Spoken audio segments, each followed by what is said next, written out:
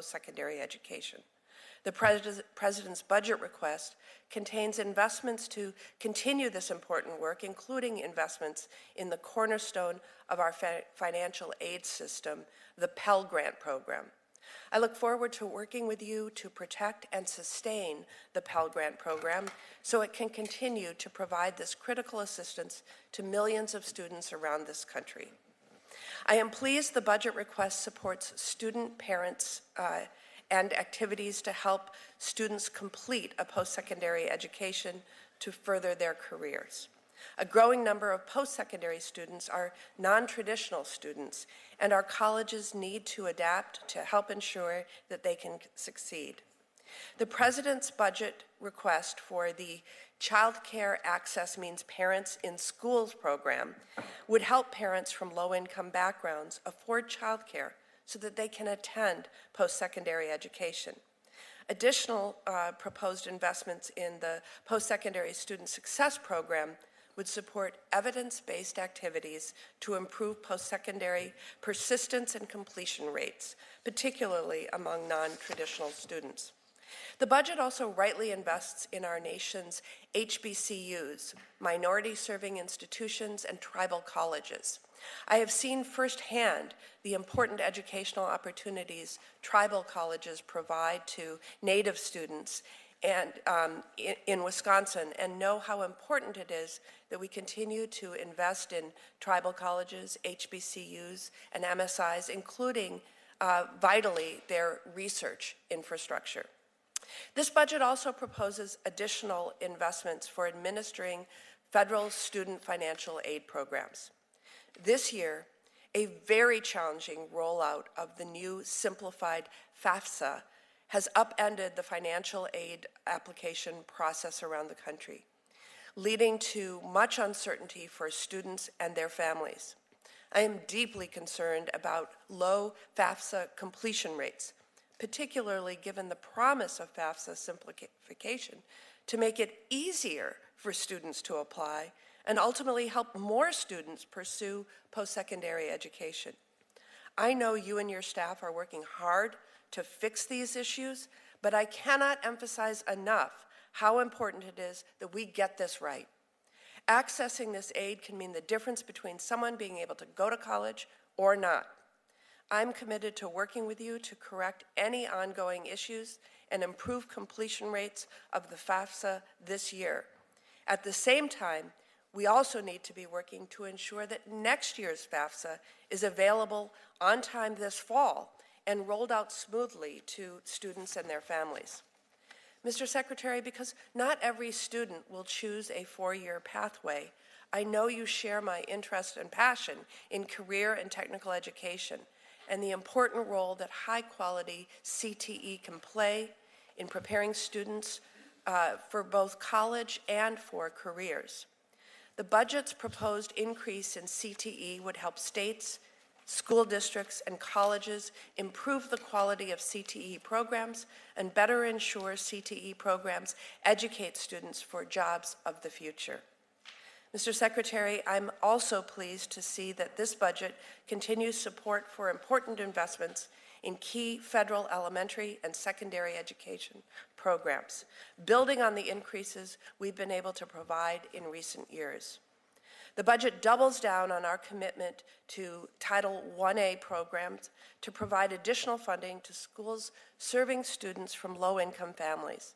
And it also builds on our investment in the IDEA state grants to boost the federal share of the additional cost of meeting the needs of students with disabilities. I'm pleased that your budget also proposes extra investments for school-based mental health programs that will increase access to support students in need. The budget also proposes increased funding for the Full Services Community Schools program, which can also increase access to needed mental health programs. While Wisconsin marked 2023 as the Year of Mental Health, we know that much work needs to be done to address the significant mental health challenges facing too many of our youth. A few alarming statistics from Wisconsin's Office of Children's Mental Health 2023 annual report make that clear. The report indicates that 34% of high school students reported feeling sad or hopeless. 18% of teens reported seriously considering suicide, and 48% of LGBTQ youth reported seriously considering suicide. Each indicator is going in the wrong direction. National reporting tells the same tragic story. We need to do more to ensure that all students receive the support they need to succeed. Finally, I would be remiss if I did not address the ongoing protests on college campuses across the United States, including in my home state of Wisconsin. Peacefully protesting is a fundamental right that all people in this country are entitled to. It is an important tool for people to have their voices heard, and one I support. However, when these protests turn to threats, intimidation, violence, and in recent cases, anti-Semitism, they must be called out and condemned in no uncertain terms. Hate has no place in any educational institution in America, full stop. I'm glad to see that the President's budget help address this head-on and rightly request an increase in funding for Education's Office of Civil Rights. Every student from early childhood education to our college campuses deserve a safe place to learn, free from hate, bullying, or discrimination. This is a fundamental idea that I'm committed to through and through.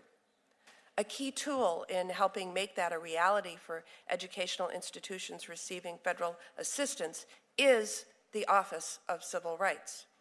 In recent months, some have called for increased efforts to root out anti-Semitism in educational institutions, which I fully agree we must do. But they have then paradoxically called for cutting of funding for the very office that leads that work. To help eliminate all forms of discrimination, we have to put our money where our mouth is.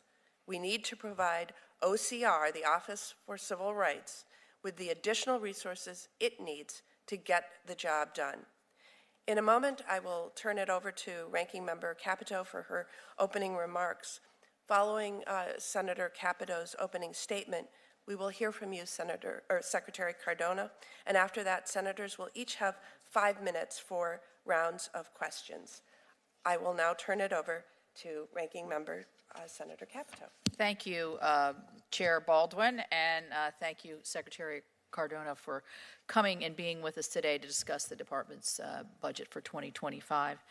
As our chair said, last summer this committee was able to work together to pass 12 bipartisan appropriations bill out of the great hard work of Senator Collins here and Senator Murray leading the charge for us. And while I regret that it was so very delayed, last month Congress did pass the final bipartisan funding bills for 2024. We were able to successfully complete the 2024 process because everyone worked together to find some common ground. Fiscal year 2025 is likely to face similar, if not greater, challenges, but I am hopeful that we will once again be able to come together and produce a bipartisan 2025 bill, labor bill, that prioritizes programs that help provide the opportunity for a high-quality education for all.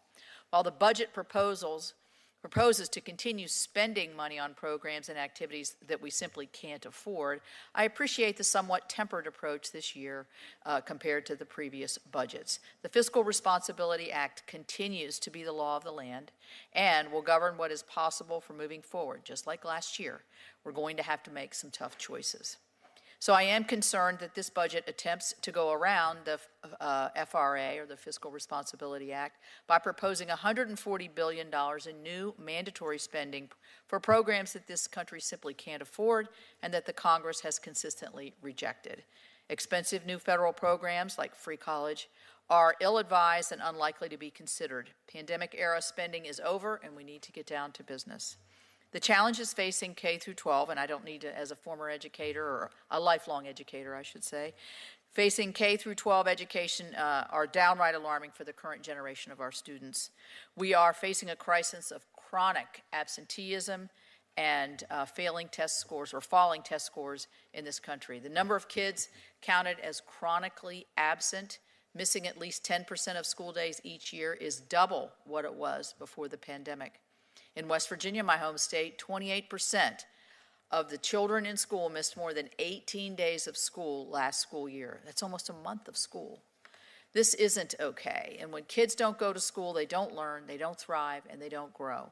Not just academically, but also socially.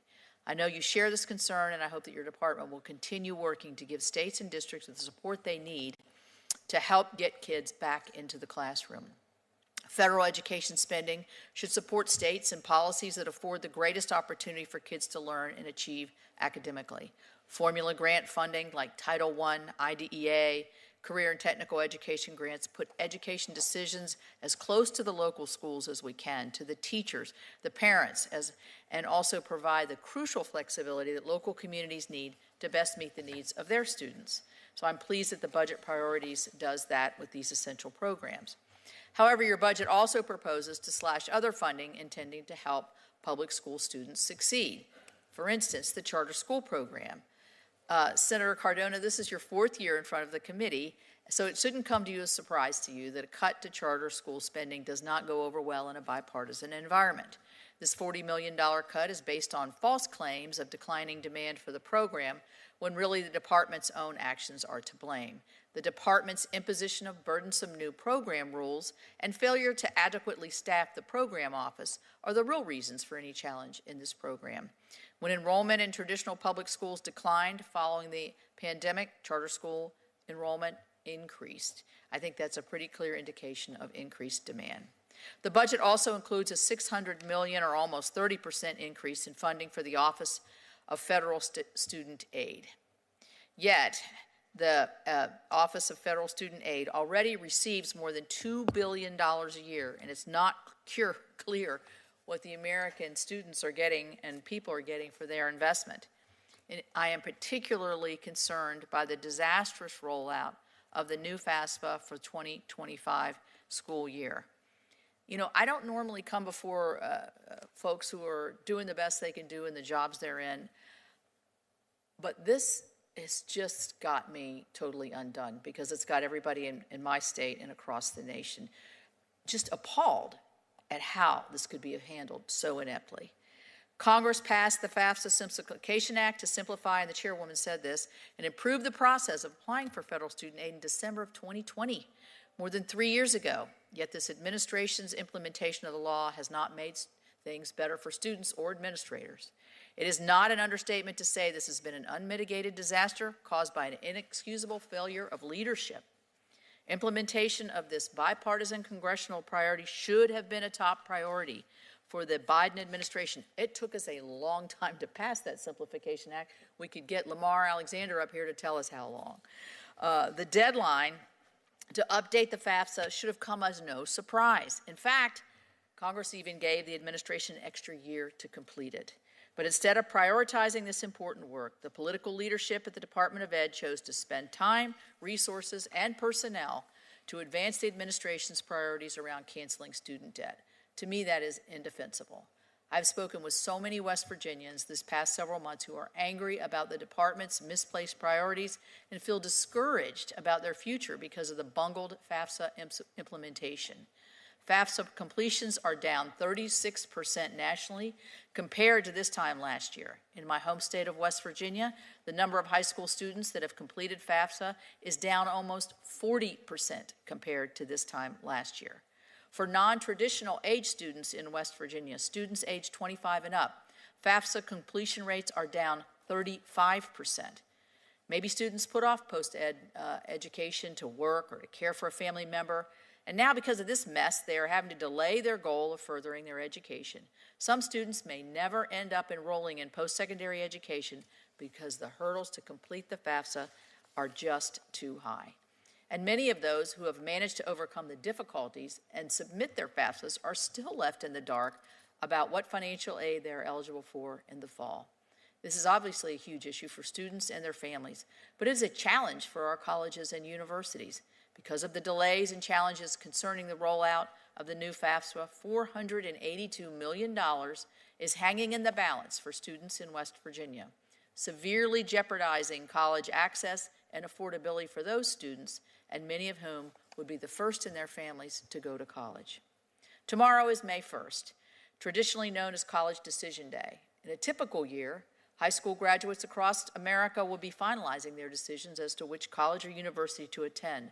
But this year, your department just yesterday sent colleges and the correct information they need to package those aid awards. Still, students are still unable to make plans and informed financial decisions, what is likely to be one of the most expensive and consequential choices that they will make in their lives. I agree with your statement that there is nothing more important right now at the Department of Ed, and I hope moving forward you will be singularly focused on addressing outstanding issues and ensuring that these problems are not repeated in the 25-26 FAFSA cycle. Our students do deserve better. On that note, I am concerned with all of the regulations coming out of the department right now, or expected to be, including the new Plan B student loan forgiveness, Title IX, new cash management rules that would increase the cost of educational materials for our students. I urge you to abandon these efforts. Finally, I would ask you to take action to protect our Jewish students and restore order on college campuses across America. Discrimination based on national origin violates Title VI of the Civil Rights Act, and your department is required to enforce the law.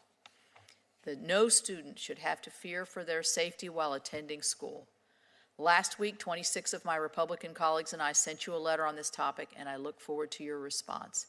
Mr. Secretary, we have a lot of important issues to discuss today, so I want to thank you so much for being here with us. I see we are joined by the Vice Chair of the full committee. Senator Collins, would you like to make an opening statement? Thank you. You are recognized. Thank you, Madam Chair. I'm just going to make a few comments because Senator Capito has raised many of the issues, as has the chair. But I have to tell you, Secretary Cardona, how disappointed I am in your leadership. What happened with the FAFSA system is simply inexcusable and inexplicable.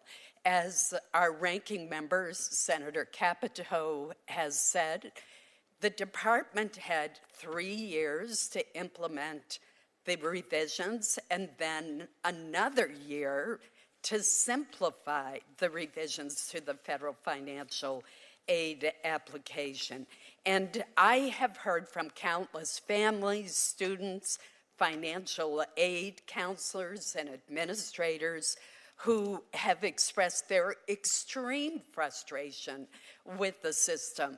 And I believe the department owes them an apology. This was inexcusable. This wasn't something that was dropped on the department at the last moment. It goes back 4 years. So there was plenty of time to get this right. And the fact is that students in my state have been up in the air about what do. They don't know what package of assistance they're going to receive. And as Senator Capito points out, May 1st is usually decision day, yet these colleges just got the information they needed yesterday.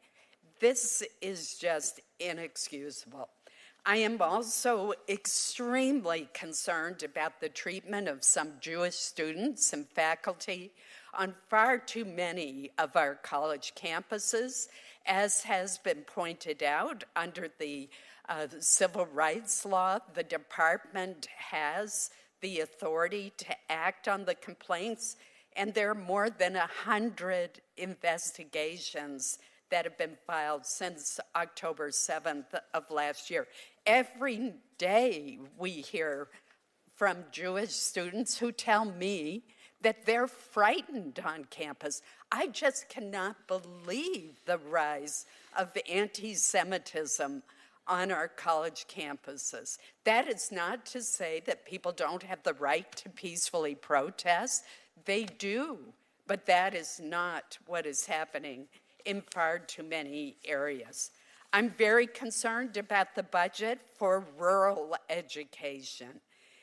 In Maine, the majority of our schools are small and rural, which is why back in 2002, I co-authored the Rural Education Achievement Program known as REAP. We got a $5 million increase in the program in the last fiscal year, but the administration's budget level funds it back. Actually doesn't level fund it, that would be okay. Instead, the department is going back to fiscal year 2023 levels. And finally, although there are so many other issues that I would love to touch on in my opening statement, including the TRIO program, which is a wonderful program, and I am pleased there's an increase there. IDEA, what we need to start getting those numbers up. But a concern that I have is the return to a single investigator model under your new Title IX regulations, when that model has been ruled by multiple courts as unlawful. So I just don't understand why the department would ignore those court rulings and go back to a model that has been so heavily criticized. Again, I think there are a lot of issues to cover today, and I very much appreciate the opportunity to touch on some of them. Thank you. Thank you, Senator Collins. Our witness today is Miguel Cardona, the Secretary of the Department of Education. Secretary Cardona, thank you for joining us. You will have 5 minutes for your opening remarks, and you may begin. Thank you. Thank you, Chair Baldwin, Ranking Member Capito, and Vice Chair Collins, and distinguished members of the committee. Thank you for the opportunity to testify today on President Biden's fiscal year 2025 budget request for the United States Department of Education. And thank you for your leadership and continued partnership. I'm proud of how we've worked together in a bipartisan fashion during this administration to raise the bar for American education. Together, we've prioritized substance over sensationalism, defending public education instead of defunding it, and recognizing that investing in education is investing in a better future for all of us. It is in that spirit that I come here today to discuss a budget that's not only about our priorities at the Department of Education, but about what we're hearing directly from parents and others all over this country, in red and blue states alike, about where we have common ground when it comes to our hopes for our children. This budget is about making responsible choices together to invest in the foundation of American opportunity and raise the bar for our nation's future. It's about sustaining academic recovery from the impacts of the pandemic through $82.4 billion in calculated investments to accelerate learning and success at a crucial time for our students to regain lost ground, while also adhering to the Bipartisan Fiscal Responsibilities Act. It's about investing in a stronger future for all Americans by boosting funding to close achievement gaps in low-income communities through Title I, support for students with disabilities through IDEA, support multilingual learners through Title III, and retain, recruit, and develop great teachers. It's about investing in safer schools and the mental health of our students by making more funding available for more school counselors and mental health professionals and more full-service community schools. It's about giving more young people access to the American dream by building more pathways to rewarding careers and opening doors to higher education for all students, by improving college affordability, retention, and completion, including through free community college and increased student supports. It's about making these investments in our nation's future while fully honoring the caps under the bipartisan agreement to reduce the deficit. Make no mistake, when we look beyond the headlines and all the noise, there's so much common ground in our country about what matters for our students. Whether it's getting all students to read by 3rd grade, providing mental health supports in the midst of a youth mental health crisis, opening career and college pathways so more students have options for rewarding lives and careers, or making higher education more affordable and accessible for those who choose that path. And I know we're going to continue to work together to build on that common ground, prioritizing results over rhetoric. We can raise the bar for our nation together, and I look forward to working with you to do so. Thank you. We're going to now begin rounds of 5-minute questioning, and I will start that out. Secretary Cardona, like many of my colleagues, I am troubled by the ongoing FAFSA implementation issues, and I'm also deeply concerned that the number of our high school seniors who have fully completed their FAFSA is down nearly 30% from last year, and even lower among students in low-income schools. I know that your staff is working hard to fix this, but as I said earlier, the department has to get this right, and fast.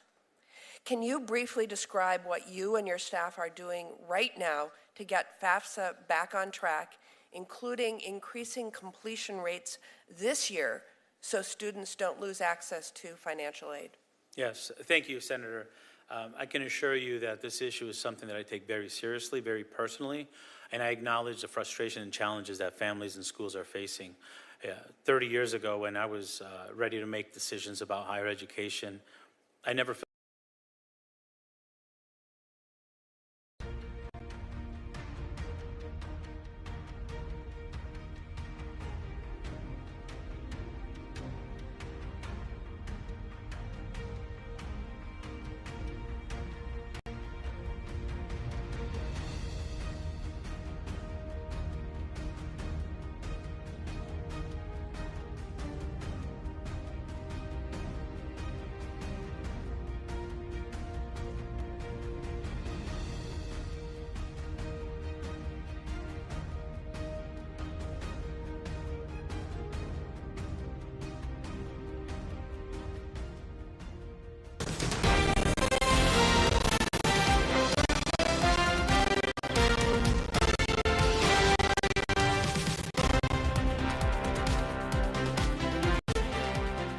Good morning, everybody. I'm Chip Brewster with the Nexstar Media Wire, part of the corporate content team. We create stuff for all of your local Nexstar stations, which means that it's the perfect place to talk about something that impacts all of your local Nexstar stations, and that would be our national politics, the presidential race that is already well underway, even though we don't actually have official, by that I mean conference, convention designated candidates yet, but those names are well known at this point. Donald Trump, President Joe Biden, a former president, a current president, one of those matchups that you just rarely see in history. So we've got a great team assembled to talk about a new poll that has come out focusing on 7 key swing states, really 7 states that could decide this entire presidential election. Let me bring in the team that's going to help me dig into this analysis, something newly released today. I've got Julia Manchester with The Hill, national political reporter, Spencer Kimball, who is the executive director of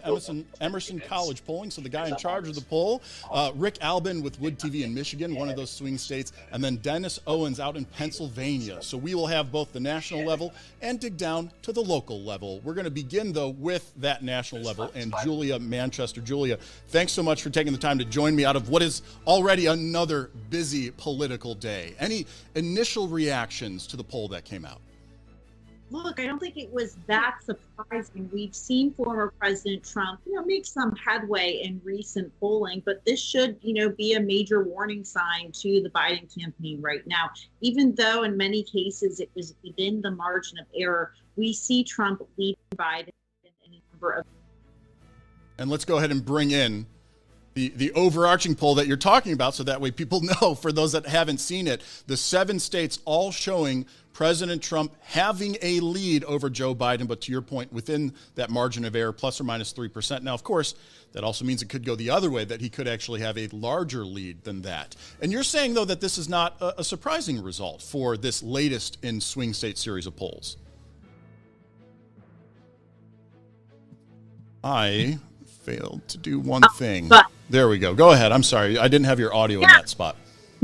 Yeah, but right now a lot is going to change going forward, and we are very much on the polar coaster. I mean, this next Emerson College Hill poll next month, for all we know, could have Biden ahead. So we can't take any of these for granted. But right now, I think if you're a campaign, you're watching this, you want to be paying attention to the polling. They say they don't pay attention to the polls, but that's just ultimately probably not true. One other takeaway that I thought was very interesting was that you have Trump leading in some of these swing states, but further down the ballot in a number of Senate races, you see the Democrat actually performing well in states like Pennsylvania, for example. So that's one thing to keep an eye on, that Biden, maybe trailing slightly in the polls, doesn't seem to be impacting those down ballot Democrats yet.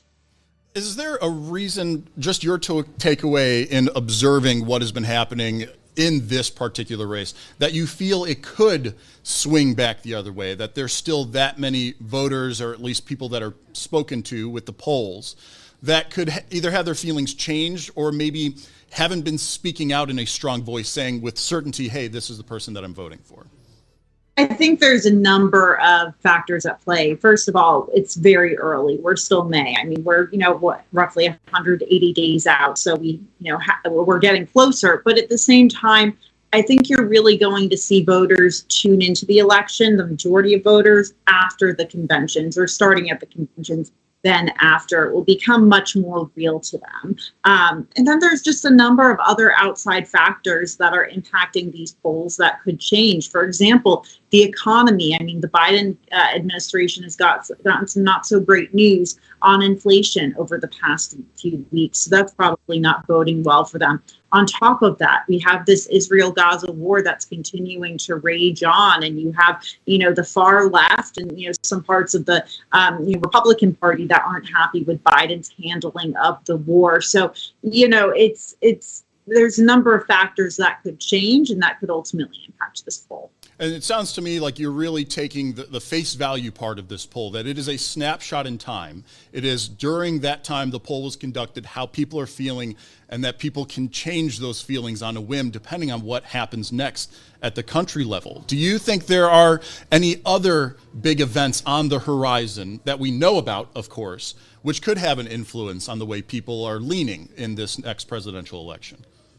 Yeah, so another issue, and you could call it an event, but I think this is more of a prolonged event, is immigration and border security. If we continue to see issues at the southern border and Republicans really message on that, that could, further hurt Biden. However, if you see more and more of some of these states like Florida, Arizona pass these very stringent abortion bans in their states, that could end up helping the president as well. We know that Florida's 6-week abortion ban is about to go into effect, I believe, today or tomorrow in that state. Vice President Harris is traveling there to mark the day, and Democrats are really trying to hit Republicans on this in Florida. Now, Florida, obviously, I'm using this as an example. But what it ultimately does is, Democrats are helping Republicans to pay more attention in Florida and to spend money in Florida. That means that maybe Republicans can't spend as much money in Arizona or Wisconsin or Michigan, some of these other. Well, I think it's a good time to bring in Spencer Kimball, who's the executive director of Emerson College Polling, because a lot of this boils down to, of course, how the poll is conducted. I think, Spencer, the number one thing that I hear from people when I talk about the latest poll and put that information out there is they're going, oh, okay, but how is it conducted? Who did they talk to? How did they talk to them? And so I'm really excited to have you on to dive a little deeper into the methodology behind the poll, as well as talk about comparison. What is this poll like with past polls that Emerson College has done? And of course, we've got Julia still on the line to add a little bit to that conversation. So let's start with the methodology. Could you give us just a brief overview of how you guys conduct your poll and arrive at the results that you do with the margin of error that you do? Of course, Chip, and thanks again for having me. The methodology is the key scientific component of survey research. And generally, in these interviews, we don't talk about that. It's, we get into the weeds. So it's exciting to be able to discuss how the data is collected. And here at Emerson College, we're very innovative in our data collection methods. Some places use generally live telephone operators, while we've expanded our reach by text messaging people, emailing people, calling their landlines. In fact, we try to find people on social media sites and we recruit them with pop-up ads to join our sample. So altogether, we were able to collect 7,000 completes, 1,000 in each state. And generally, we reach out to about 20,000 people. And from that 20,000 in each state, we get about 1,000 people that finish the surveys. And those are the results that we hope properly reflect public opinion today. Julie, I'd love to open it up to you as our national politics reporter. What kind of questions do you have for Spencer and maybe for those watching to dig into that methodology and the resulting numbers? Yeah, so I guess, Spencer, my first question has to do with the margin of error. Before we saw it, we heard Chip sort of say this margin of error could go one way or another. I think you're going to see Trump people really saying he could have a larger lead. But what's your sense, of that margin of error? Could Trump ultimately have a larger lead than what the poll is showing? Yes, and Julia, that's a great way to start the conversation in methodology, because that's the key as we're watching these results. You see it on the screen as, Trump is up by a point or Biden is up by a couple points. But the truth is that margin of error is the key to the interpretation of those results. And we don't just take that 3 points off of one side, we also add it to the other. And so I would agree that this poll could show that Biden would be up by 4 or 5 points, could also show Trump up by 7 or 8 points. So there is a wide range of scores that they indicate. The idea with polling is that we put it in the middle and that it would fall within that range. But obviously what we're seeing here is a little bit more consistency in these results. If Biden had been winning a couple of these states by 2 or 3 points and Trump winning by 2 or 3, but at this stage, it looks a little more baked in that Trump has a bit of an advantage, particularly when we look back in November and in our February polling, which also showed Trump with slight advantages in 5 of the states. Now he's been able to pull up as well in Michigan and Wisconsin. What's interesting to me is that you have Trump polling well, but you have Senate Democratic also polling well, and some of the states where they're running ahead of Biden. Do you think there's any crossover, or do you know if there's any crossover between maybe, for example, a Pennsylvania voter who's saying they support Bob Casey, but maybe they support Trump, or they're not sure about Biden? What's that look like? Yeah, so back in 2016, what we saw was all of those Senate races matched what the presidential races looked like in each state. In 2020, it was one difference. That was in Maine. In 22, it was one difference, was in Wisconsin. The big difference was in 2018, when Democrats were able to win 8 seats in Republican states that Trump carried. And that's what they're going to try to do again in 2024. You remember, it's the same class of candidates, 2018, 6 years, 24. So we're looking at the same group, and they're going to try to pull off that same surprise where they're going to be able to hold the Senate to 50. Remember, West Virginia is essentially gone. So the Senate is now 50-50, presuming Justice will take that seat. So you've got Ohio and Montana, but then you have these swing states. And the question is going to be, can the Democrats pull what they did in 2018, or does it look more like 2016 and 2020, which would benefit potentially the Republicans if Trump's able to win those states? On the flip side, they are close enough that Biden could win those states. And now you're seeing the Senate candidates pulling what we saw in 2016 and 2020. So there's a chance for that to happen as well. And the conventional wisdom, at least here in Washington, is that Democrats have an advantage in the House of Representatives in getting that majority back. We know that Republicans have an extremely narrow majority in that chamber. But in the Senate, from what I've been hearing, Republicans feel very good about their chances. With this poll, though, should they be worried now? Yeah, there should be some concern there, because all of these Democrats, first of all, incumbent candidates are tough to beat. So, when we're looking at some of these states like Nevada, Ohio, Montana, these are incumbents that the Republicans are trying to take out, as opposed to Michigan and Arizona, where you have some open seats that might be a better opportunity for pickups. They should be bullish in that, Texas and Florida don't look very competitive for the Democrats at this time. And so they're really on offense here. The question is, can they win enough or win one to put them over that 51 mark, or to win multiples and then gives them some room in some policy negotiations. But on the flip side, the House traditionally votes with the incumbent president. We saw this in 2020, where the Republicans were able to hold the House. And so we'll see if Biden's able to hold the House, and then obviously the Senate will be up for grabs. Right, right. What are some of the major issue areas these voters in these swing states are voting on? I'm especially interested in Michigan because we've heard so much about the uncommitted vote, the divide within the Democratic Party. And, quite frankly, this is a news of the day issue. We are seeing these campus protests over the Israel-Hamas war take place across the country. I know that foreign policy isn't always a priority in voters' minds, but this just seems so top of mind for so many. It's such a poignant issue. I mean, do you think this issue is driving voters at all? Well, this particularly younger voters, as we see here on our college campus here at Emerson, protests have come out, and these voters are very engaged. But right now, the polling suggests that they're still breaking for Biden. But I would give you one caveat. Over the last 40, 50 years, there's been polling out about new voters. And they've always broken for the Democrats, generally by about 20 points. And generally, these are younger voters. This cycle, what we see in this polling here is Trump is splitting this new voter vote. He's winning it roughly 32-28 with 40% undecided. So these new voters are kind of the base of the Democratic Party. And right now, they're shifting.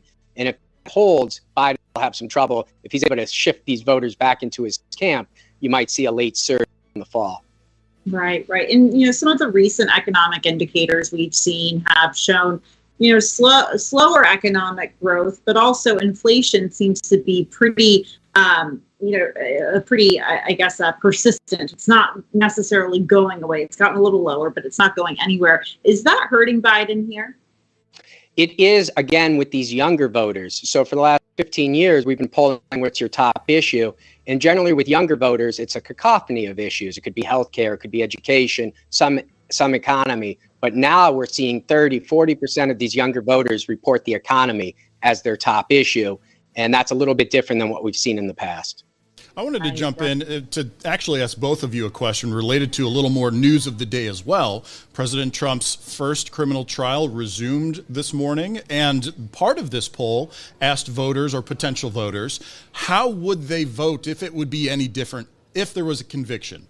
And as I recall, Spencer, a number like 5 of the 7 states showed that there was actually a higher likelihood to vote for President Trump if he received a conviction. Have you asked that question before? We've asked variations of that question, but to your analysis is spot on. The conventional wisdom would be, hey, if a president or a person is convicted, that would hurt them. But in Trump's case, the poll suggests it might actually help him. He might get a boost out of that, which suggests that either way this trial goes, Trump might find a victory in there. If he's found innocent, then the witch hunt argument is made. And if he's found guilty, it looks like some of these voters are going to rally around the former president. And obviously, we'll have to wait to see what actually happens in the trial. But on the flip side, obviously, President Biden has dealing with Gaza and Israel. And I think those two issues, the trial and Gaza, Israel, are going to take a lot of oxygen over the next 4 to 6 weeks on the campaign trail. And Julie, it's kind of the same question to you. Just curious your perspective on those poll results and how that lines up with the reporting that you've done, what you've heard from voters and honestly politicians as well. Right, right. So I think voters are obviously aware of what is happening with the former president, that he's facing a lot of legal issues. But, from what I've seen out in the field, and I'm not going out in the field like Spencer is getting a large sample size. I'm just talking to voters on the trail. But, from talking to them, from looking at other polls, this isn't necessarily top of mind in the way that the economy or abortion or crime or immigration is. That being said, though, I think we've seen from other poll results when voters are asked about a conviction, we see Trump's support tick lower. And I think part of that is because voters are unsure of what would that look like? What would it look like having a former president running for president who has been convicted of a crime? I mean, we've never been in that situation before. And I think there is some concern maybe that there could be some vulnerabilities on the part of the administration if a convicted felon were leading it. So I think voters are, when asked directly, you can glean more information, but I don't think this is necessarily a number one priority for voters when they're going to the ballot box. Julia, I'm going to steal Spencer for one methodology question and then pop you back in if you have any more items that you wanted to bring up with our executive director of polling. Spencer, the one that I had, and it goes back to that, people are always asking me about methodology when I talk about polls. You talked about doing this a little more innovatively instead of just calling landlines, working on texting and really trying to get a good swath of potential respondents. Is there a way in that methodology you're truly trying to ensure a representation in the sample of the state so that it is, oh, we know this state is, 60% Republican, 40% Democrat. We're going to aim for respondents that have a leaning one way or the other. Just talk a bit more about the data piece in that regard. Yeah, and so what you're referring to, Chip, is what we call stratified sampling, and it's a probability sampling technique that allows us to extrapolate to the whole population. And we do it in all of these different modes. So we'll pull a probability sample of landlines and of cell phones. We'll pull a probability sample of emails. And then we'll go online and we'll put up these pop-up ads where based on location. And then what we're trying to do is match those numbers to what we think the population looks like.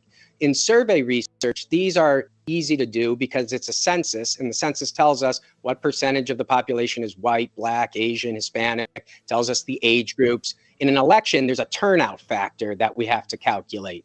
And so we use a lot of exit polling to take a look at traditional turnout models. So for example, even though younger voters might make up 18% of the population, they only vote about 40% of the time, while older voters over 70 might also make up 14% of the population, but they vote 70% of the time. So they're going to punch above their weight, so they'll make up about 17% of our sample, while the younger voter, what we call punch below their weight, so they'll make up about 12% of our sample. And so that's the election poll comparison to the survey, which is the general population. And that's one of the questions that all survey methodologists have to deal with, is turnout. In general elections, it's a little bit easier because we usually have larger turnouts. But sometimes we have special elections or these primary elections. Remember, some states have already held their presidential election, and now they're having their state primaries. How many voters are going to come out for this one? Generally, it's a lot less. And so we have to try to make some educated guesses on what we think the turnout's going to look like based on prior records. And we've been quite successful, but obviously we're always learning from each study. And it is interesting to look even at just the history of polling and how that compares to the actual results. Of course, as you've said multiple times, as we get closer to Election Day, it becomes more top of mind for people. They become more engaged. So your polling results naturally are going to change as well. But I do have to comment, I just had flashbacks to my college statistics course when you were talking about, oh, we have to weight certain groups and percentages. And so it's just fascinating to hear that there is a lot of data and research and analysis that even goes into the methodology before you get those results. I think that's that piece that generally, the headlines are, oh, these are the results, and no one really dives into how those results came to be and why they have maybe more validity than others. For instance, when I do a Facebook poll that is completely non-scientific, we cannot depend on those Facebook polls at all. That's right. And we got to be careful about what polls we're taking information from. So when a media outlet puts up a poll, we call that a volunteer sample. That's a non-probability sample. You can't extrapolate back to the general population because who's taking the survey? In our situation, we're trying to reach out to as many people as possible to take our surveys, and that way we can get most representative samples. And then obviously the canary in the coal mine is Election Day. And we look at those results, we see what went right, what doesn't go so right, and then we build off of that for our next study. Excellent. All right, bringing Julia back in. Julia, if you have any final questions, curiosities to ping on Spencer, now is your chance. No, I think we covered most of it. I guess, Spencer, I know this is such a cliche to ask, but if the election were to be held today, do you think Donald Trump would win? Yes, at this time, but there's still 6 months until the election. And so there's a number of undecided voters in every state that can swing this. But at this time, Trump has been leading in these polls, obviously not just in the state polls, but we're seeing it now in the national polls. And we'll see if Biden's able to turn that momentum around in the spring and summer and into the fall. All right. Well, Julia, Spencer, thank you so much for taking time to join me to talk about the overarching, and you kind of are leading into my next segment perfectly, because it really is state by state, getting down to that local level. So I'm going to let you guys take off from this live stream and replace you with our local state political reporters. So we have got at Next Star stations all across the country. I mean, we're talking about 200 TV stations, right? And so Rick Albin is joining from Michigan at Wood TV. Dennis Owens from Pennsylvania. Dennis, a Capitol reporter there, so definitely the right guy to talk about Pennsylvania. And Rick really focusing on politics as well. We're going to start with Rick to talk about Michigan and those Michigan results. And you know what? Let me throw them up on screen right next to you so you can kind of give that reaction. Trump, 1.3% ahead overall. Margin error again, 3%. What was the initial takeaway from you as someone who's been covering on the ground there in Michigan? Yeah, for about 30 years and watching these races, and there are a couple of things to remember, is that Donald Trump won Michigan in 2016. It was a key to him winning the White House. That was the first time a Republican had won in Michigan since 1988. So it was a big change. And remember, Ronna McDaniel was the state party chairman at that time, went on obviously to be the National Party chairman, has since been ousted from there and elsewhere. But Michigan is a tough state for Republicans to win.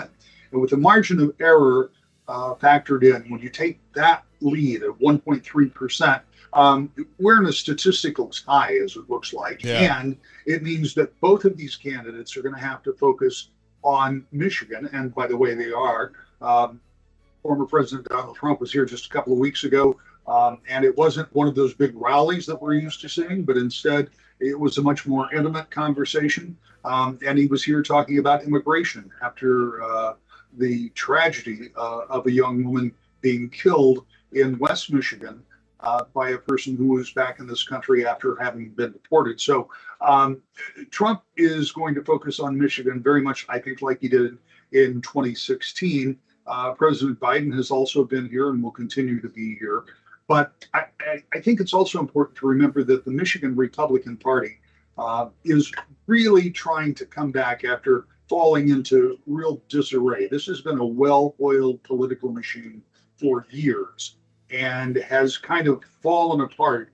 I would say after the 2016, by 2018, Democrats had big victories, and you had the kind of sweep that Democrats took the House, the Senate, and the governor's race all in one election, and so they have this trifecta, and so I think it's a difficult playing field for Republicans as we move ahead in this election cycle, which I should point out that party has started to kind of regenerate itself and kind of come back to its old form, but they're not there yet.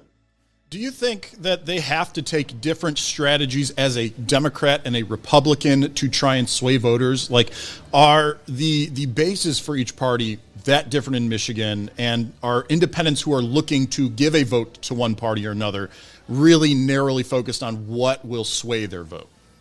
Yeah, absolutely. And I think that you can go back to those elections past and see what worked for Democrats versus what may work for Republicans. And if you look back to the last election of Governor Gretchen Whitmer, she was probably a 5-6 point favorite.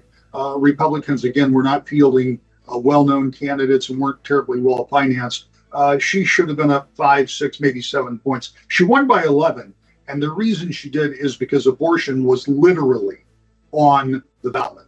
And here in Michigan, the abortion laws changed dramatically from a law that had been on the books. And that brought people out. And it was the same people who helped Joe Biden win in 2020. You're talking about suburban females, people who are interested in women's health issues, people who voted for Joe Biden because they felt he was a safe choice versus Donald Trump, who made them uneasy in very many ways. So all of those things came together. So for Democrats, they're trying very hard, once again, even though the issue is settled in the state, to keep abortion top of mind in this presidential election.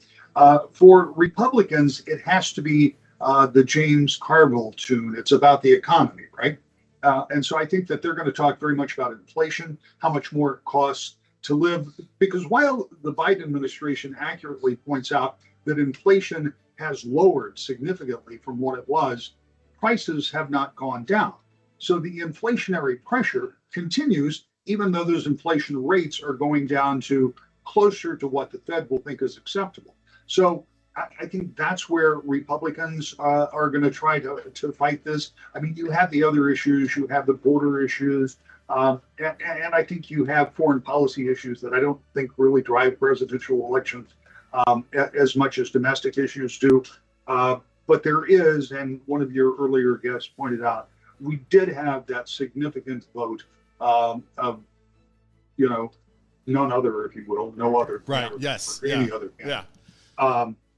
In the presidential primary, and that came at a time when it was very volatile and it was very much top of mind. Now, how long does that continue to be that kind of pivotal issue? I think there are two things going on. One is there hopefully is some kind of a resolution as we move forward. But even if there isn't, and knowing how hard that is to find in that region, one of the things that will take some of the pressure off of that is most college campuses are done for the year. And that's where a lot of these protests have taken place. So will that change the narrative? Will we at News Nation be covering these, at 14 or 15 different colleges, or will it be a much smaller group and more isolated? I think that's one thing.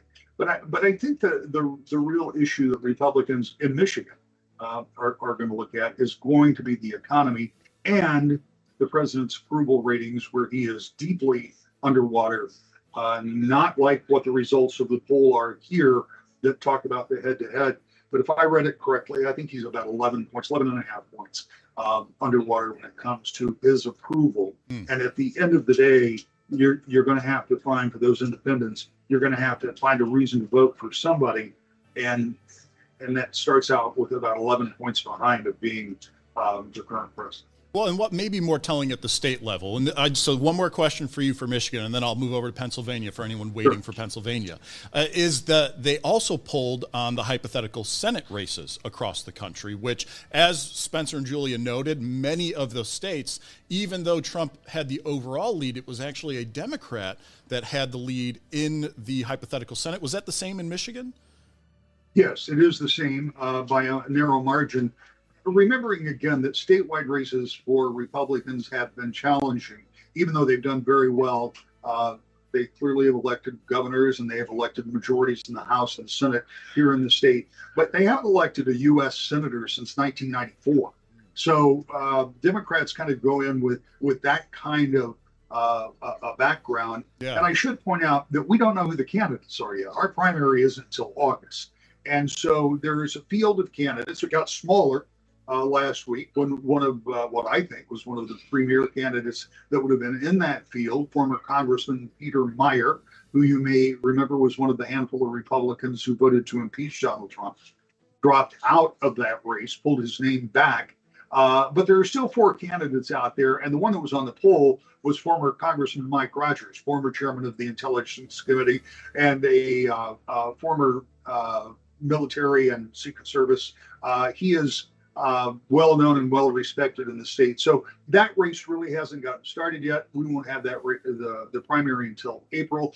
Democrats have a primary as well. Alyssa Slackton is clearly the front runner there, but former actor and now activist Hill Harper is running as well. So we don't know what that race looks like. Yeah, and it's hard, obviously, all polling, trying to be predictive, trying to guess on some things. But the part that was most interesting to me of that statistic, not just Michigan, but all of those Senate races, was that the presidential level deals with entirely different issues. Those are really those national ones, the war happening between Israel and Gaza, the inflation on the economy, et cetera. But then the state races is where you have more of a focus on state level and, in my opinion, longer term issues, things that are not events of the moment. And so it was interesting to see that as a result, that potentially taking out the headline making news right now of a national level at the state, it might be leaning more the other way. It might, but I think here's the other thing to keep in mind.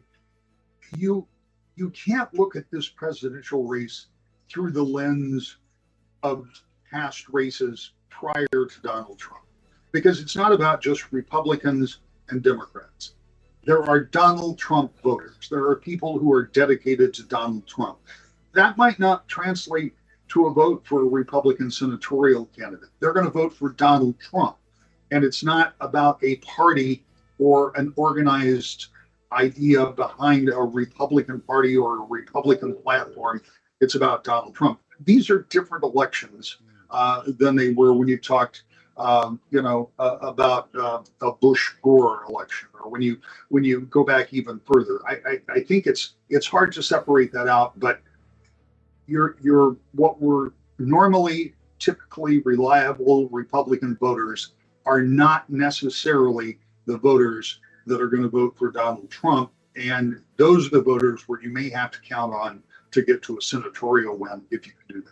Excellent point. Rick, don't go anywhere, because I do want to come back to you to wrap things up. I'm bringing Dennis in now. He's the Capitol reporter for our station in Pennsylvania. I love the background. I saw you move and get a little fancy there, so thanks for doing that. Let's go ahead and talk about those Pennsylvania results. So they show Trump up 2.9%, nearly the margin of errors. And Pennsylvania, Joe Biden, I feel like, really nails home Scranton, Pennsylvania, and his history with that state. This has to be a continuing blow to him to see polls like this in Pennsylvania that show Trump with even any lead. Well, first of all, it's fitting that we were waiting on me for this little confab, because in 2016, the nation waited on Pennsylvania, which gave the presidency to Donald Trump. In 2020, it was waiting on Pennsylvania, which gave the presidency to Joe Biden. I'm sure Joe Biden and his team here's all the evidence you need. Joe Biden was in Pennsylvania not once, not twice, but 3 times last week alone. Wow. He's crisscrossing the Commonwealth. He knows how important Pennsylvania is, and he even went back to his boyhood home last week in Scranton, the house he grew up in, or at the young age. He did another tour of that. Pennsylvania, I want to give you a couple of numbers, and here's the one thing nobody has brought up that I think is crucial in this election, and we don't know yet.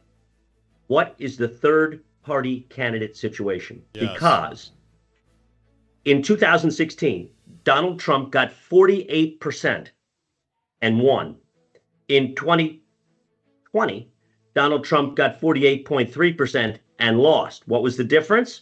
Hillary Clinton lost Pennsylvania in 2016 by 40,000 votes.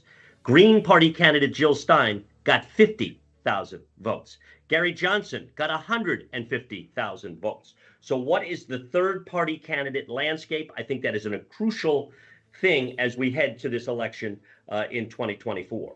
As for the numbers, I think the numbers, you asked me my initial reaction, I think the numbers are what the numbers are, but it is, as he said, as everybody's been saying, it's still early. There's still going to be 1 or 2 things that we don't even know happen that are going to impact this election. Can't tell you what it is. I just know from history something is going to happen that is going to push things one way or the other as well. And it is fascinating, of course, as you said at the very top, we've never had a situation, I guess, Grover Creek, Cleveland. None of us covered that. He won, he lost, and he won. And that's what Donald Trump is trying to do this time. Doesn't happen very often. It's funny, one of my good friends, an analyst on our show called This Week in Pennsylvania, said, in 2016, voters went with the devil they didn't know, which was Donald Trump. In 2020, they went with the devil they didn't know, at least as a president, went with Joe Biden. Now we know both devils. Who knows what's going to happen come Election Day? From the Pennsylvania level, what is it, in your experience, again, out on the trail, talking to voters, knowing the state, that the candidates have to do respectively to make headway in Pennsylvania, whether it's securing the lead and keeping it, or coming up from behind in the polls and taking the state, regardless of a third-party candidate at this point? Okay, but I'm still okay. Then the next most important thing, to Phil's point, is what's the top issue? It is sobering to me, probably to Phil, probably to you, to realize we don't have a national presidency. A relative handful of votes in a relative handful of states will determine the next president. Forget what Mississippi and Alabama are doing. Forget what California and New York are doing. It's this handful of states that are going to determine the presidency, which is why you're having this event. I'm sure we'll have more as we get closer to the election. What are the issues that matter right now in Pennsylvania? And according to this poll, and it's not great news, I don't think, for Joe Biden, as long as the economy stupid, as somebody just said, is number one, And then immigration is right there. Abortion has fallen down. Why? Abortion is still an important issue for women in Pennsylvania, no question about it. But in Pennsylvania, it's legal for 24 weeks, and that's not going anywhere. We have a Democratic governor. There isn't the political will to change that anyway. So if all of a sudden some voters who were so inflamed by abortion a couple of years ago, again, in the handful of battleground states, I'm not talking about nationwide, I'm talking about in the handful of battleground states, if abortion, which inflamed Democrats, of course, drove them to the polls, if that's not as big a deal, because in Pennsylvania it's really not threatened, if that's not as big a deal, and immigration and inflation and some of these other issues become the bigger issue, that's trouble for Joe Biden, in my view, and I think most pollsters would agree with that. And what about for Donald Trump? Say that again? What about for Donald Trump? Are there any issues that spell trouble for him? You know, he's a former president. We can look at his time in office, but he's not the sitting president. The current issues right now don't necessarily hinder him as much as they would Joe Biden.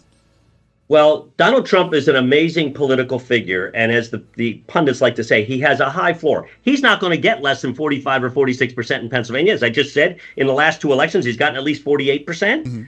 So that's why that third party, especially here, if it sucks votes away, then that hurts Joe Biden. I know I've heard the RFK Jr. takes more from Trump than he does from Biden, possibly. That might be true on the margins. But if you get two other candidates in there, and again, remember, in 2016, the election was decided by 40,000 votes in PA. Wow. In 2020, it was decided by 80,000 votes in Pennsylvania. So, you know, if you got a third party sucking a few votes away, that is a big deal. If I were Donald Trump's team, I'd be trying to encourage other people to get in the race because it likely helps him. Because here's the thing, he ain't getting to 50 either because he's Donald Trump and he's a polarizing figure. And in the suburbs of Philadelphia, he is soundly and wildly rejected. So But it's about the numbers. It seems overall for you, in your experience, polls are not surprising you at all, and frankly, are not really carrying the weight that they could in Pennsylvania because, specifically, we don't know third-party candidates at this point. I was hoping Spencer was going to be with us because there's one other issue I wanted to bring up. He's gone because already. I talked to well, you can ask him the next time you got him because Yeah. a very good friend of mine is a pollster here in Pennsylvania, pretty well known, and he said in 2016, people didn't want to admit they were going to vote for Donald Trump, but then they go vote for Donald Trump. It was an undervote, if you remember. That's why Donald Trump kept coming. He was coming out low in the polls, but winning on election day. That happened numerous times for Donald Trump. He says the opposite is true now. The Trump people actually want to participate in the polls. They may be, in his view, overrepresented. That it's still a minority of people, but they're very boisterous, very excited about it, and they may be being overrepresented in the polls, while other people are saying, I don't really want to participate in the polls. It might be the pro-Trump faction that are. I don't know if this is true or not. He's working. It's a working theory he's got, but it'd be interesting to see what Spencer has. I'm going to remember that one. That's a good one. And in fact, I think that's a nice time to bring Rick back in and ask if you are experiencing anything similar in your talking to voters. Is it the Trump vote is just so animated, so vocal that they may be more apt to say, yes, this is who I'm voting for, no matter what poll comes their way? Well, I think they're more inclined to than they were in 2016. I absolutely agree with that. As for people not participating in polls, you know, I happen to be somebody who thinks that the polling that I have used, and certainly from Emerson that we've seen, by and large, they get it right. And yes, there are some other factors that play into that. I think the biggest issue, and I think my colleague from Pennsylvania kind of highlighted this too, is, again, you have to, this isn't a race between Republicans and Democrats. This is a race between Donald Trump and the rest of the world. And so I think when you talk about that kind of polling, that kind of support, that kind of following that he has, I think it makes polling a little more difficult on a lot of levels. Mm-hmm. But if you talk to a Trump supporter in 2016 who may have quietly said to their family, look, I don't want to trust Hillary Clinton with appointments to the Supreme Court, or whatever other excuses they made, they're not doing that this time around. They're on board. The flags are flying. You know, I drive from here to my house, and you can almost tell when you leave one district to the next when you see the kind of support that is out there. And the Trump supporters, Trump voters, are very, very. Is the situation similar in Michigan to what Dennis was saying is happening in Pennsylvania, where a third-party candidate could spoil the vote one way or another? Yeah, Robert Kennedy Jr., I think, is specifically the candidate that could, and if you look at polling again, you see those margins really narrow here in Michigan. And I think that there are people that are going to vote for third parties because I think that safety vote that many people thought they were making with Joe Biden, because remember the argument was that Donald Trump was going to get us into World War III. Well, under Joe Biden, we were supposed to be safe and secure, and now we see conflicts on a couple of different fronts that we aren't necessarily involved in. We don't have boots on the ground, but I think we all recognize that our involvement in both Ukraine and in Israel are international and important roles that we're playing at this point, and they're also scary to some degree to some folks, those folks who voted for safety, thinking that perhaps Trump was more dangerous. I'm not suggesting that Biden caused either one of those. I'm just telling you that when voters are thinking about, am I safe today? Am I better off economically today? Am I better off, from a security standpoint today? Those are some of the questions that they ask. So I really think that it's an issue-driven type of thing. But I think beyond issues is you're exactly right. Donald Trump has this floor, and it's a high one. So is it 45? Is it 46 and 48 in Pennsylvania? So the margins become much smaller for Biden and what he has to do. You put a third party candidate in there, and it makes it even more difficult. Wow. And in Pennsylvania, there might be not just RFK, but Cornel West may run. I think he's going to. And Jill Stein is running again. We don't find out officially in Pennsylvania till August. That's when the petitions are due in for non-Republicans, non-Democrats. It's August. We won't know for sure. But that could be 3 candidates in there. And that, and the other thing is, you're right. I mean, I believe Joe Biden's appeal was the chaos factor was supposed to be reduced. And I don't know that that's true. And I don't know that that has happened. And I think you've got people, if you look at other polls, 70% of Americans don't like this matchup, don't want this matchup. So if there's people saying, I can't vote for either one of them, now they have an option in one of the third-party candidates. That's where the vote goes. And then it's interesting to see what happens. Yeah, just one quick thing I'll add. Yeah, we did our own polling, not Amherst. This was polling that we did in the state. And it showed that when asked, do you want Donald Trump to be the Republican nominee or somebody else, 70% wanted somebody else. And we asked, do you want Joe Biden to be the Democratic nominee or somebody else? 71% wanted somebody else. So you're exactly on mark. There are a lot of people out there that aren't Trump, that aren't Biden, and they're looking for something else. And even if those candidates don't necessarily represent it, that may be a place where they can go and cast a vote, feel like they're doing their civic duty without endorsing either one of the other paths that they find perhaps intolerable. It will absolutely be fascinating once this election is all said and done to compare those non-Republican Democratic Party candidates to past years and what has changed, what may change the future of American politics. One last question for you both, because this whole thing was about the poll. Wherever you land on polls, what for each of you, and Dennis, I'll start with you, what would you love to see asked in a poll for your state, if it hasn't been asked already? That's a good question. Let me think about it and go to Phil, so he's got an answer. He looks Rick. quicker on his feet. Yeah, he's logged in by someone that says Phil, so don't let that fool you. But Rick, do you have an answer for that? Yeah, I would like for people to. I don't know how you poll this, but I would like to know what people would like to see in a presidential candidate. I mean, what is it that we're looking for? Are we looking for the vibrato and the braggadocious kind of attitude that we see from some candidates? Are we looking for somebody who can offer security, or are we looking for somebody who is capable of doing the job? Are we looking for somebody who is stridently right or left? Are we looking for somebody who can strike a balance in the middle and actually bring this country together?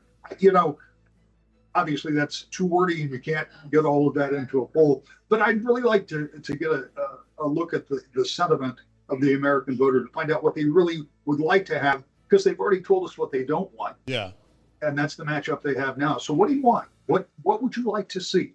I mean, you leave the wording to the pollster, so don't worry about that part.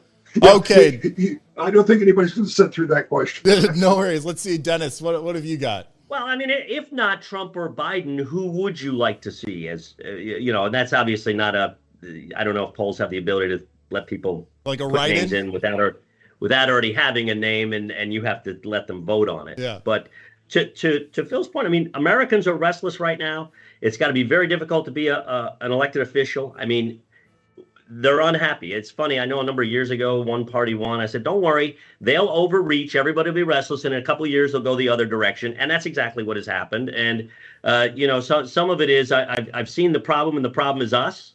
It is a little disheartening that in a country of 350 million Americans, those two are the two that we been there, done that, but we're going to do it again. That's mystifying to me. So, yeah. I mean, you both separately but gave very similar answers, and just, if not these two, who else to sum up that? And yeah, I don't know if there's a good way in a poll to just have like write-ins, like give me names or give me characteristics, but nonetheless, that is the question out there right now, and one that I'm sure we'll be covering. And one other thing, not to sound crazy, how do we ditch the two major parties, or at least add something to the options? Because clearly, as we said, 70% of people don't like this matchup. And the parties are forcing it down your throat anyway. Mm-hmm. I mean, now you're talking about like structural change to how our politics work in general.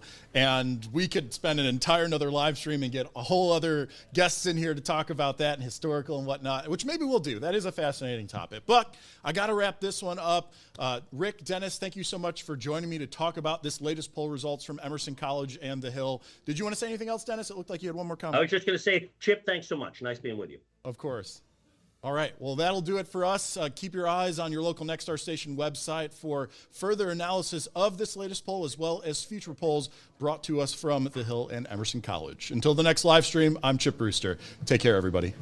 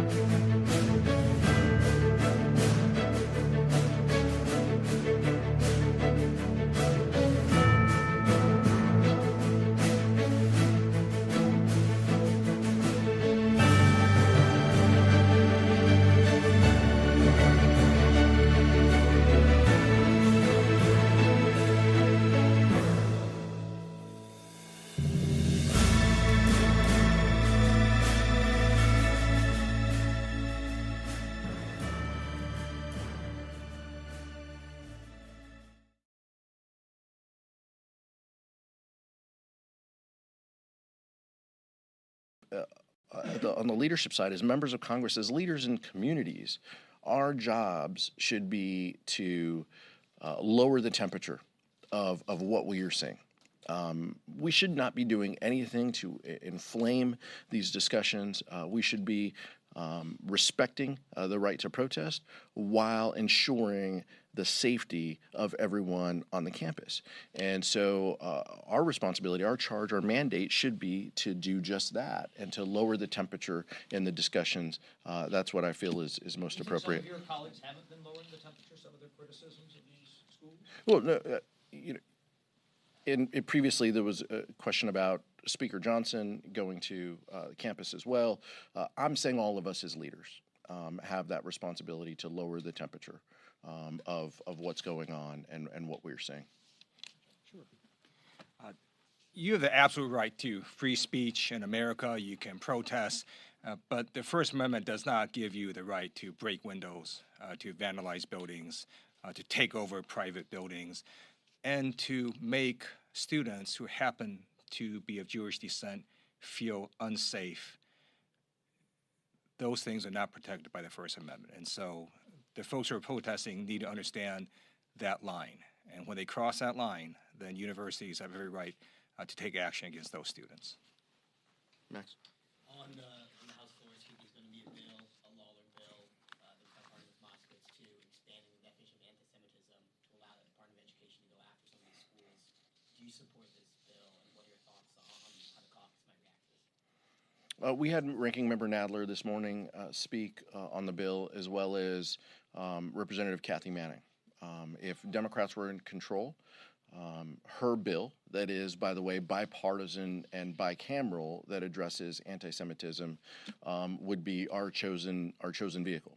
So we talked through that a little bit, and she presented her bill, as she has in a number of different opportunities, presented to the leadership team and to each of us. President Biden created an office to stamp out anti-Semitism. What her bill would do is ensure that an individual whose charge and mandate is to do that work is based from the White House. It's important work, and codifying that, putting that into law, what the president has done is important, and that would be our preference. We heard from Representative Manning, we heard from Representative Nadler, Ranking Member Nadler. We may have continued conversation about the bill tomorrow morning in the whip meeting, and I trust that members are going to do what they feel is in their best interest, guided by their constituents and their values. I would anticipate it's a bipartisan bill, that there will be Democrats supportive of the bill. While not perfect, I think some will be supportive of it. Thank you, Mr. Chair. Going back to the National Security Supplemental, when President Biden gave his remarks after he signed the bill, he mentioned that the bill didn't have border security and that he was going to continue to fight for that border security proposal that came out of the Senate. Are House Democrats interested in using political capital to try to get that bill, start the debate on that bill again, or do you think that that's an inefficient use of time given the capital? We're interested in solving problems, guided by our values that meet the needs that the American public have. And clearly, there are some concerns at the southern border. We acknowledge that. We address that. We want order at the southern border. We want a process to work. So to the extent that there are conversations, we are happy to engage. But what I want to see right now out of House Republicans and honestly Senate Republicans is, do they have a willingness to air? And for those that had to take that journey home, we're really grateful. If you had to stand in Atrium and Novant and see the kinds of things that these doctors were reaching out to do, you would be grateful. As a community, I am grateful as your mayor.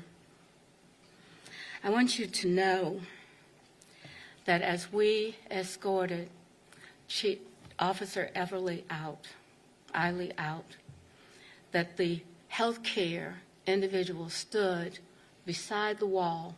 There were as many tears as you could imagine from the healthcare providers as it was for our officers, for the people that really understand and know this. I think that the healthcare providers were exceptional in their commitment to all of us. To the 4 families who gave that ultimate sacrifice, I want you to know we see you. We support you, not just today, but in the many days that are coming.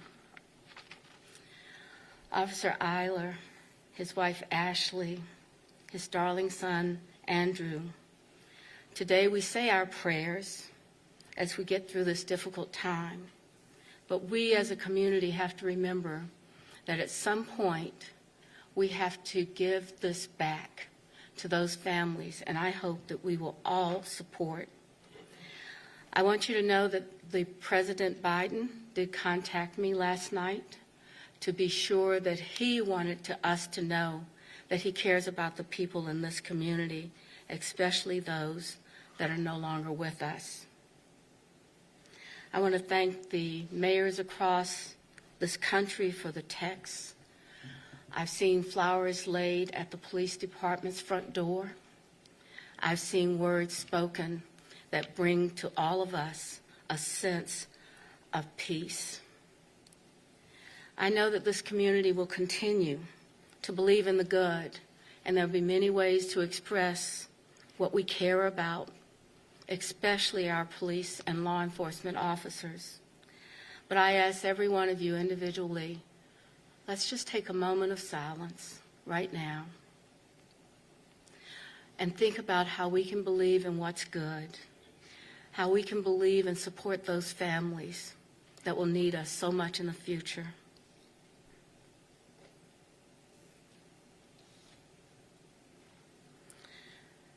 Charlotte isn't going to be the last place that this happens, but Charlotte will be the place that will heal with dignity and respect for everyone.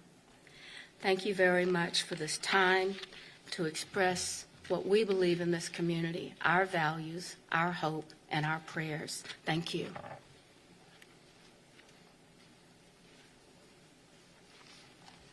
Thank you, Mayor. That does conclude all of the prepared remarks. Our speakers, all of them are available for questions. I do ask that you identify who your question is for as you. If the suspect was already down in the front yard and you were still taking fire, where was that fire coming from? Who was shooting it and from where? Yeah, that's a really good question. We're still kind of sorting through that right now. We're not ruling out the possibility that someone else was firing as well. But we're also not ruling out the possibility that as we go through body-worn camera footage and as we go through interviews, to make sure that all of that timeline matches up. So once we are able to determine that, then we'll determine if we do need to look at other individuals or individual who might have been shooting. I know I mentioned yesterday some pretty forward remarks about a possibility of a second shooter. We are not ready to say that at this point. Chief David ABC News. Could you please explain whether officers made it to the door before the shooting began, where the suspect was at the time, and how he was able to shoot so many officers? Well, yeah, first of all, the officers were actually approaching the residence when they took on gunfire. The suspect at the time had an upper advantage to the officers, so he was shooting from upstairs. Down at the officers, both front and back, which also could be an indication that we thought maybe there were multiple shooters at the time too, because gunshots were coming from multiple locations within the house. So that's part of the investigation we have to sort through, and we will certainly come to a conclusion on that at some point. Chief David Hodges, WBTV investigative reporter. Yes. One of the most common questions I'm hearing from the community right now is this person who's accused of killing these officers, should he have been out on the streets? So I'm trying to answer that. We looked at his criminal history, and even just in Mecklenburg County found many charges that have been dismissed, including fleeing and eluding arrest, possession of marijuana up to a half an ounce, driving with a revoked license, maintaining a vehicle building in place of a felony charge that was also dismissed. Does any of that point to a larger problem in the criminal justice system?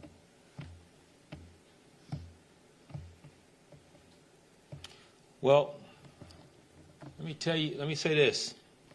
I know this individual did serve a significant amount of time in jail and had been released, but I can give you hundreds of examples of people that I feel like should not be out preying upon our citizens.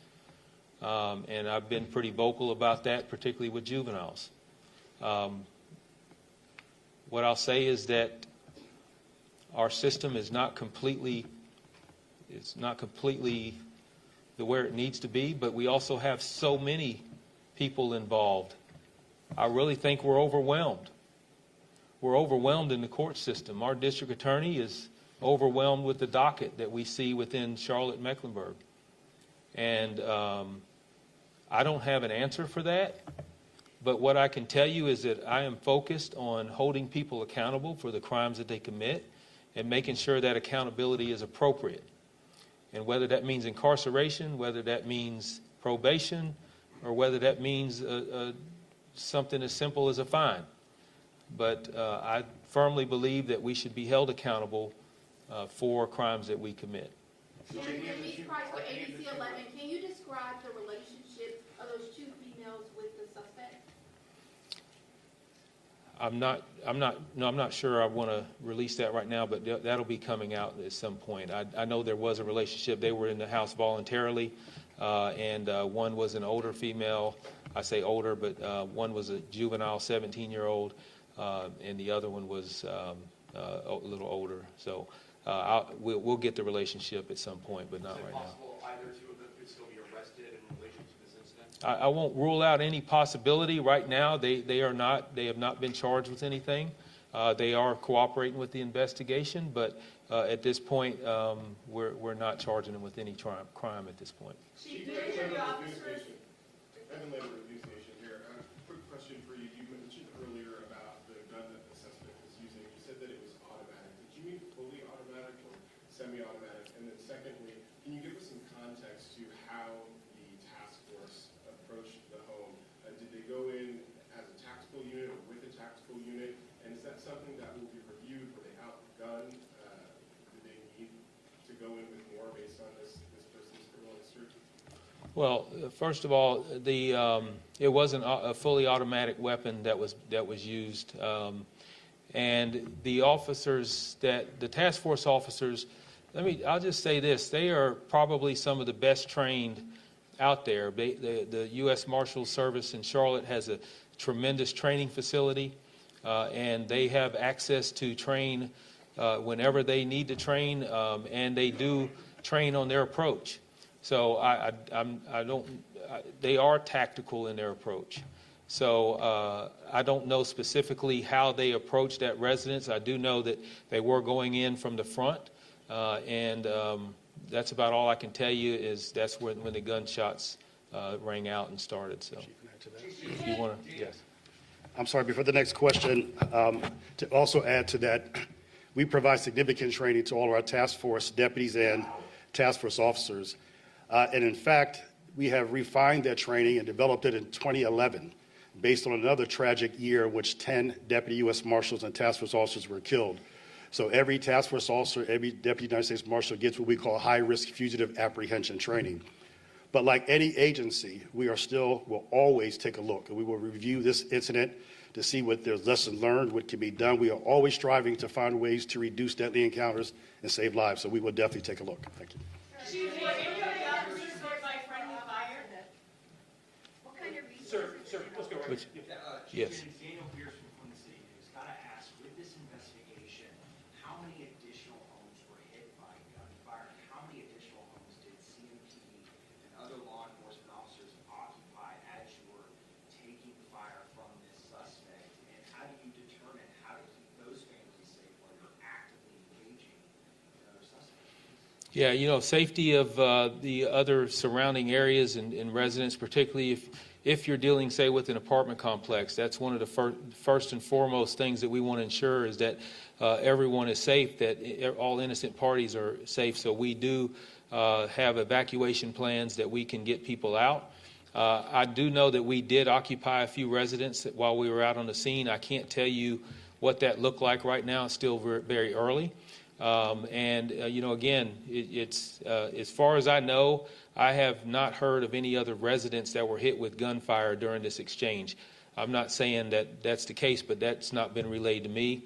And to answer your question on the friendly fire, there's no indication right now that there was any no one was succumbed to based on friendly fire. Chief Jennings, Yes. Brett Jensen, WBT News. Hey, Brett. I'm curious, in terms of, you've been in chief with other officers that have died and also Yes. an officer when others have died.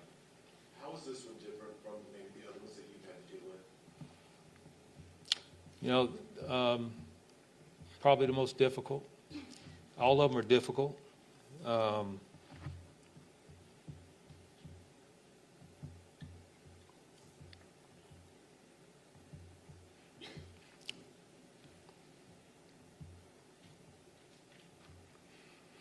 The last few days have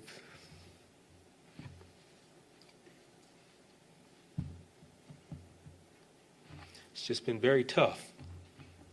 And knowing that you have families that are hurting right now.